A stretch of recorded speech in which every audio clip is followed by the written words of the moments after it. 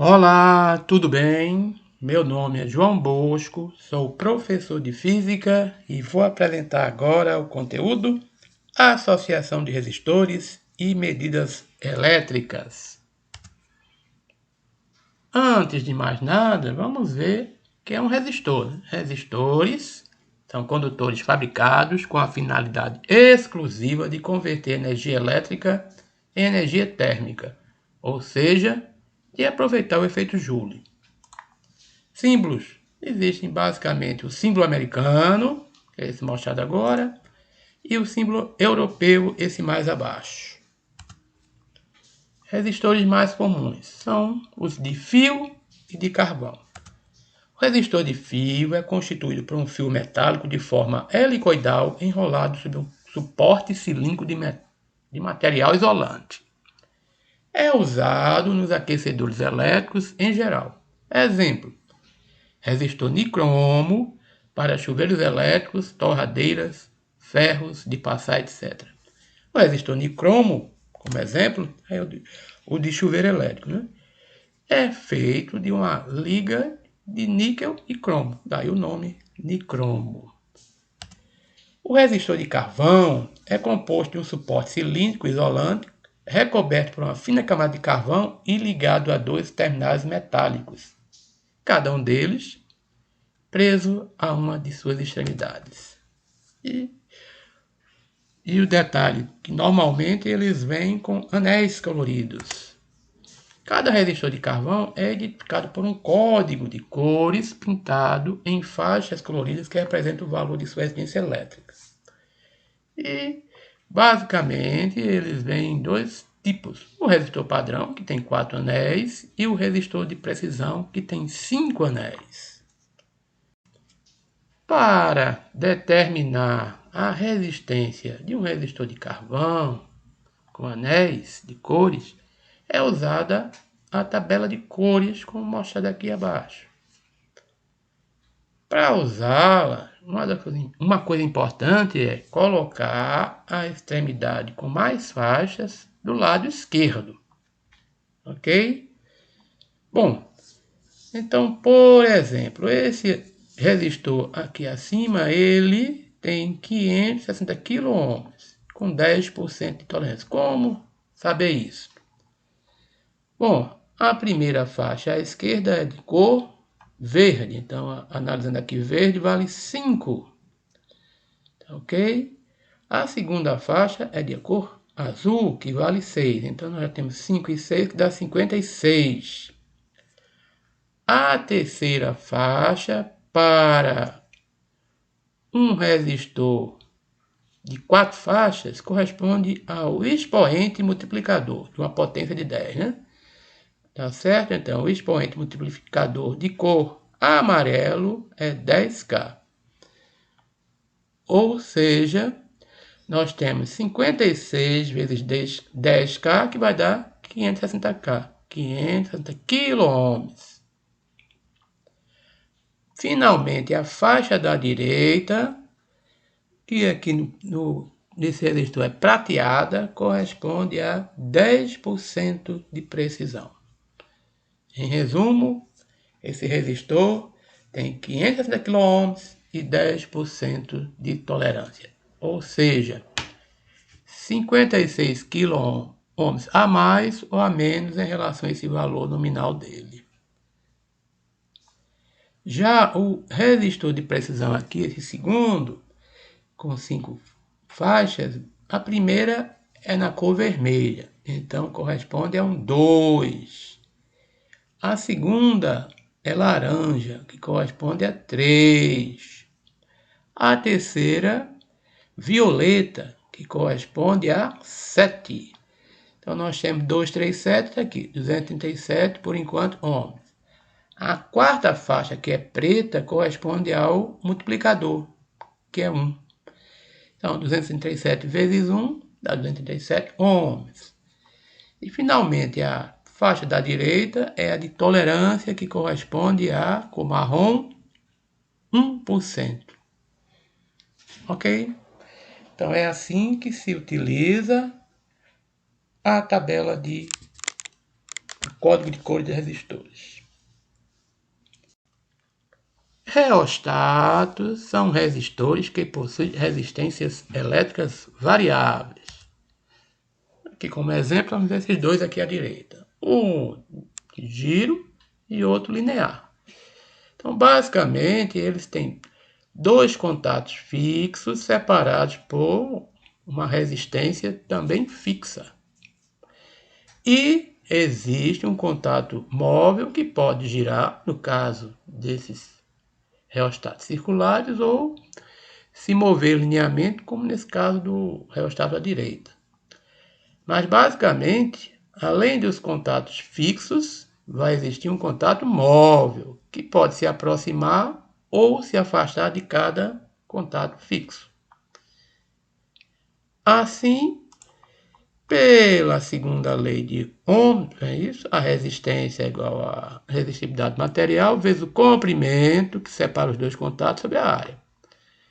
Como o L, ao variar, vai fazer a resistência variar. Então, o movimento de giro ou o movimento linear de deslocamento do contato móvel fará o meu L diminuir e a resistência entre o contato móvel e o fixo mudar de valor. Símbolos dos reostatos são esses dois aqui basicamente. A associação de resistores é um conjunto de resistores ligados ao mesmo circuito. Os circuitos podem ser ligados basicamente em série, paralelo ou misto. Circuito série é aquele em que os resistores são ligados um após o outro, formando um único caminho para a corrente circular. Então, observe que a corrente que sai do gerador é a mesma, tem a mesma intensidade quando passa pelo primeiro resistor, pelo segundo, pelo terceiro e assim por diante. Ou seja, I1 igual a I2, que é igual a I3, que é igual a I. Já no circuito paralelo, o que acontece? Existem vários caminhos para a corrente circular. Então, nesse caso aqui mostrado, eu tenho I1, que percorre o primeiro caminho, com resistor R1, I2, que passa pelo segundo caminho, de resistência R2, e I3, que passa pelo terceiro caminho, de resistência R3. Além desses dois tipos de circuitos, existe um terceiro, que é o misto, que nele parte tem ligação em série e parte tem ligação em paralelo. Resistor equivalente é o resistor que sozinho consome a mesma potência de todos os resistores do circuito. Bom, para calcular ele, primeiro no circuito em série, a gente pode demonstrar, tá certo, que a corrente em cada parte do circuito é a mesma, ou seja, a corrente total é igual à corrente no primeiro resistor, que é igual no segundo, que é igual no terceiro, e que nesse caso a DDP, a diferença potencial da fonte, né, é simplesmente a soma dos potenciais em cada resistor. E aí, usando a primeira lei de Ohm, nós descobrimos o seguinte, que a resistência equivalente, ou o resistor equivalente desses três aqui, é simplesmente a soma deles. Uma dica para decorar essa expressão. Resistores ligados em série, você soma para calcular o equivalente. S de série, S de soma.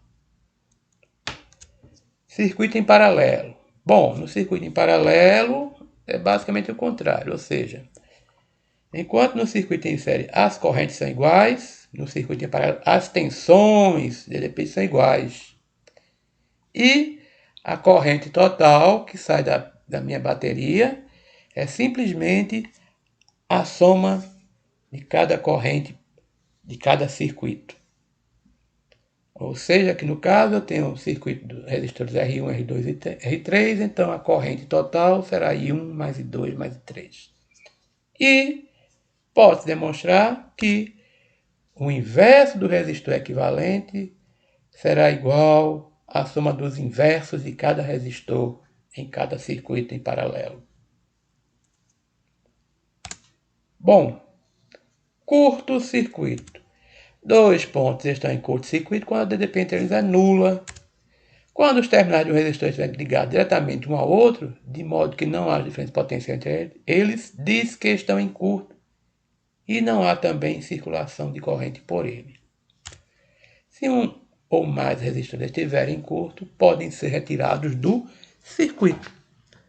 Como exemplo aqui, observem que R3 é isso, os terminais dele estão ligados diretamente um ao outro, ou seja, estão em curto. A corrente I3 então é nula, ou seja, eu posso retirar o resistor R3 do circuito e ficar apenas com resistores R1 e R2. Medidas elétricas, tópico 5. Bom, para fazer medidas elétricas, vamos usar basicamente o galvanômetro, que é um instrumento que pode medir correntes elétricas de baixa intensidade. Através de circuitos apropriados, o galvanômetro pode medir outras grandezas elétricas, como tensão contínua, alternada, resistência, potência e outras. E basicamente o galvanômetro é um dispositivo móvel que tem uma agulha que vai fazer a indicação, tá certo?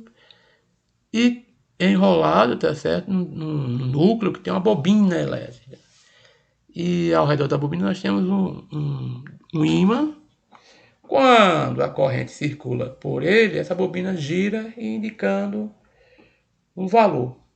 É basicamente assim que funciona o galvanômetro. Bom, o símbolo do galvanômetro é uma bola com G maiúsculo.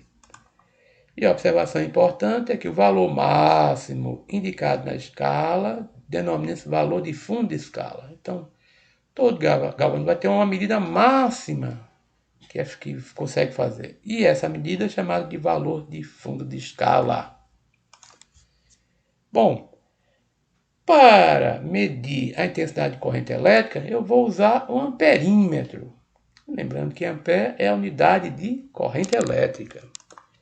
O símbolo vai ser uma bola com um A maiúsculo dentro dela. O amperímetro real tem uma resistência interna pequena. E o amperímetro ideal tem uma resistência interna nula. É por isso que ele deve ser sempre ligado em série ao circuito. Jamais você pode ligar um amperímetro em paralelo diretamente na bateria, na fonte de alimentação. Vai queimar o amperímetro se você fizer isso. Medida elétrica. Medição DDP agora. É utilizado o voltímetro, cujo símbolo é um V maiúsculo. O voltímetro real tem uma resistência interna muito grande. O voltímetro ideal tem uma resistência interna infinita. Por isso, ele deve ser ligado em paralelo ao circuito que quer medir a tensão. E pode ser, evidentemente, ligado diretamente aos terminais de uma bateria. O cuidado aqui é ter consciência de que cada voltímetro tem uma tensão máxima de medição, que não pode ser superada pela tensão da bateria. Se isso acontecer, vai queimar o voltímetro. Assim, para medir a intensidade da corrente elétrica, deve-se sempre ligar um amperímetro em série ao circuito a medir a corrente elétrica. E um voltímetro para medir a DDP deve ser sempre ligado em paralelo ao circuito. Resistência elétrica, como medi-la? Vou utilizar o ohmímetro.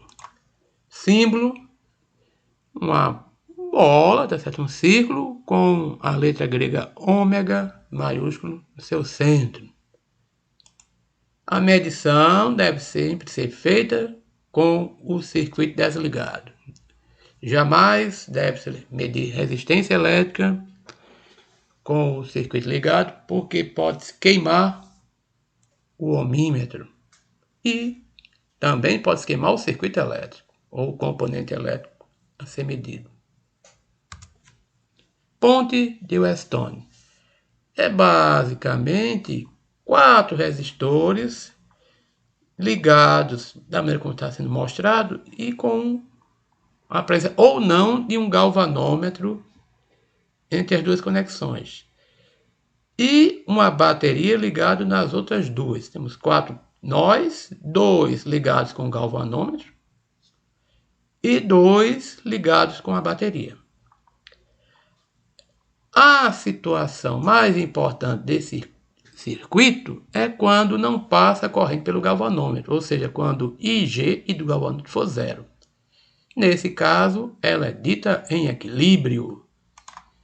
E para a ponte de Weston em equilíbrio, posso demonstrar que o produto de R1 por R3 é igual ao produto de R2 por R4. Com isso, terminamos por aqui. Bye, bye. Até a próxima.